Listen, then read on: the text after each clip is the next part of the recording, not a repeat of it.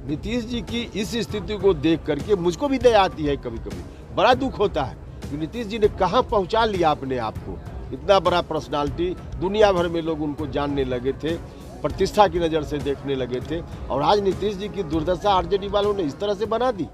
नमस्कार, आप देख रहे हैं न्यूज़ फॉर नेशन में आपके साथ अभिजीत सिंह। राष्ट्रीय लोक जनता दल के राष्ट्रीय अध्यक्ष उपेंद्र कुशवाहा इन दिनों बिहार में विरासत बचाओ नमन यात्रा कर रहे हैं। और वहीं बात करें तो आज समस्तीपुर पहुंचे थे कर्पूरी ग्राम, जहां जननायक कर्पूरी ठाकुर के जो स्मारक है उस पर माल्यार्पण किया। और वहीं बात करें तो साफ तौर पर नीतीश कुमार पर और आरजेडी पर जमकर हमला बोले हैं। क्या कुछ करे उपेंद्र कुशवाहा, पहले सुनिए उनकी बातों को।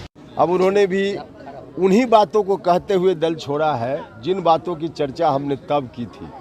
तो पार्टी का एक एक साथी इस बात को लेकर परेशान है। धीरे धीरे पार्टी का अस्तित्व, जेडीयू का अस्तित्व ही समाप्त होते जा रहा है। हम भी जहां जिस जिला में जा रहे हैं, बड़ी संख्या में लोग हमारे साथ ज्वाइन कर रहे हैं। अलग अलग और दूसरी पार्टियों में लोग जाने लगे हैं। तो जनता दल यूनाइटेड का अस्तित्व तो लगभग समाप्त तो हो ही गया है। जो कुछ भी बचा खुचा है, सत्ता में है नीतीश जी, मुख्यमंत्री हैं, इसलिए कुछ लोग लोभ लालच में हैं।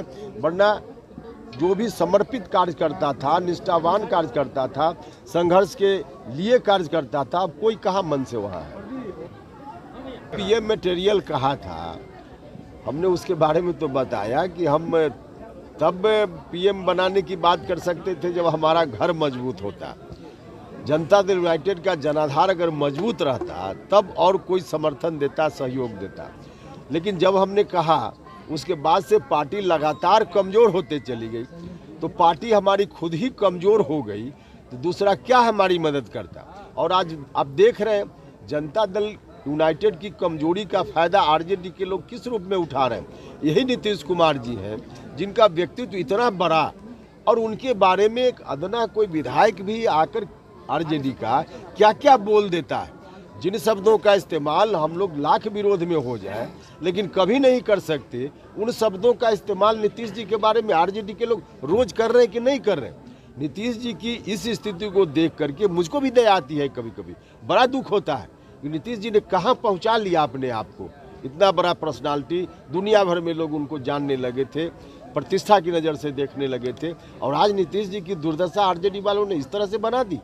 देख तो रही है सब लोग। आप जननायक कर्पूरी ठाकुर के कैसे सपनों को पूरा करिएगा? पहले पार्टी ज्वाइन किए थे तो उस समय बोले थे कि जननायक कर्पूरी ठाकुर के सपनों को पूरा करेंगे, अब तो अलग हो गए। भाई, जिस पार्टी में हम जाकर हमने कहा था कि उनके सपना को पूरा करेंगे, वह पार्टी ही जब ध्वस्त हो गई, वह पार्टी ही जननायक कर्पूरी जी की विरासत को तोड़ने मरोड़ने बर्बाद करने वाले जो लोग हैं उनके हाथों में चली गई, तो वहाँ रहकर जननायक के सपना को कहाँ साकार किया जा सकता था। वहाँ तो एक परिवार की बात हो सकती है, वहाँ किसी विरासत की बात थोड़े हो सकती थी।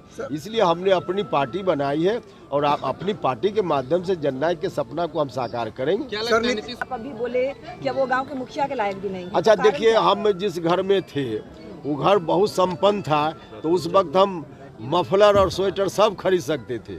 आज वो घर इतना बिल्कुल विपन्न स्थिति में हो गया कि ये गमछा भी हम नहीं खरीद सकते हैं। तो कैसे वहाँ रहकर बात हो सकती है कि इस घर को हम आगे बढ़ाएंगे, इस घर के मुखिया को आगे बढ़ाएंगे। हमने जिन दिनों बात की थी उन दिनों जनता दल यूनाइटेड के बारे में मुझको लगता था कि इस पार्टी को और मजबूत से मजबूत हम कर सकेंगे। लेकिन मजबूत क्या करते, धीरे धीरे बिल्कुल पार्टी अब इसी स्थिति में पहुंच गई कि अस्तित्व पर प्रश्न चिन्ह खड़ा है। तो जिस पार्टी के अस्तित्व पर प्रश्न चिन्ह खड़ा हो गया, जो पार्टी एक तरह से गिरवी हो गई दूसरी पार्टी के पास, उस पार्टी के नेता को कैसे प्रधानमंत्री बनाने की बात की जा सकती है। और आरजेडी के लोग ही जो उनके साथ भी हैं, क्या दुर्गति उन लोगों ने बना दी है नीतीश जी की। अब इस दुर्गति के शिकार होकर नीतीश जी को कैसे कोई कहेगा कि प्राइम मिनिस्टर बन जाएंगे। तो आपने साफ तौर पर सुना उपेंद्र कुशवाहा किस तरह से वो जदयू को बताते हुए नजर आ रहे हैं कि उनका अस्तित्व भी खत्म हो गया। और वहीं बात करें तो साफ तौर पर कहते हुए भी नजर आ रहे हैं कि जो आरजेडी वाले हैं जो नीतीश कुमार को बेइज्जत कर रहे हैं। तमाम खबरों को न्यूज़ फॉर नेशन के साथ नमस्कार।